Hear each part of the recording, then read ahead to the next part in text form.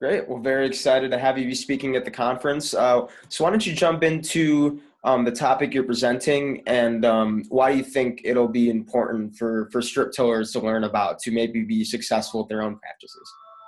I guess I intend to talk about some of the activities that I've had as far as research with Practical Farmers of Iowa in implementing cover crops and trying to determine the benefits and the cost ratios that goes with those, and as well as just some of those things that are less tangible from a financial standpoint, but and also how that integrates, strip till integrates in with that. Sure, absolutely. Let's say if you could think of, obviously there's more than two takeaways that you'd hope that presenters, or I'm sorry, that attendees get out of your presentation. But if you had to narrow it down to, two big things that these farmers, take out of the room with them after your presentation, what would you hope that would be? I'd like to be able to show at least some of the financial benefits that can be obtained by using cover crops, and in some of the ways that I've determined that I've been able to implement them successfully, and also improvement in soil health, and some of the things that I've been able to observe and document through those things. That would be two of the key things there. But I guess another one would be just to encourage them to start small and try to figure out how it fits into their operation.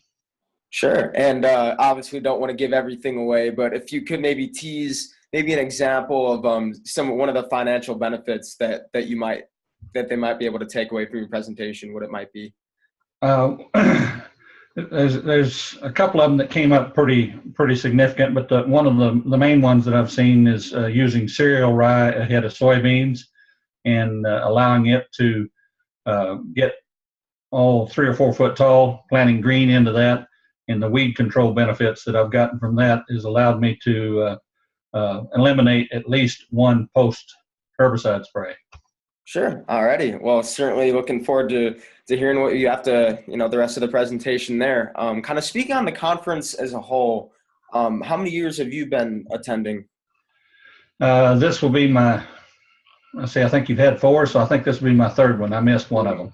Awesome. And what keeps you kind of coming back each year? Some of the key takeaways. I think certainly there's through the various sessions, there's a lot of educational opportunities there, but one that I think is probably equal, if not greater value, is the networking opportunities that you have with all of the different other farmers there, and getting the opportunity to share their experiences with you and try to learn from them more on a one-on-one basis.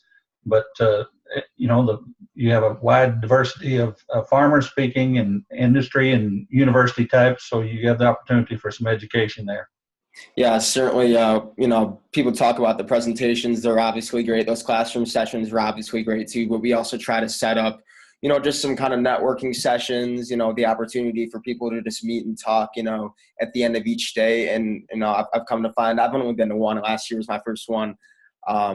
But some of the best conversations come in just those kind of candid one-on-one settings. So we certainly try to set that up for people as well.